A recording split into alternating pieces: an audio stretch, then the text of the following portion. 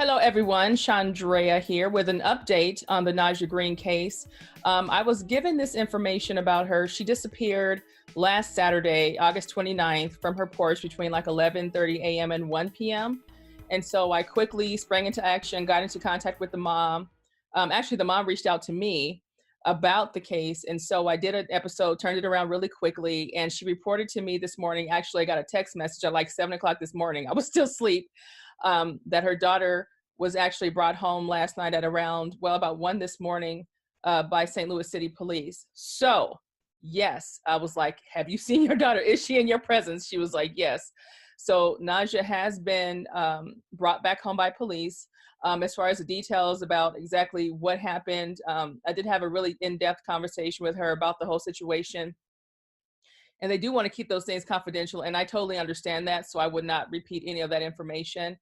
But the other part of it, of what happened too, was the mother actually had received information from a relative that there was a sighting of her daughter, and so she was so happy about that information that she, put out there that her daughter had been found yesterday morning, but it hadn't been fully confirmed with her physically seeing her daughter. So we kind of had to take some posts down and do some things like that, just to make sure that she physically sees her before we could say that she was found. So now we can totally confirm that. I also reached out to St. Louis City Police. I'm still waiting to hear back, but they had been investigating it. So good news is she's back home. That's awesome.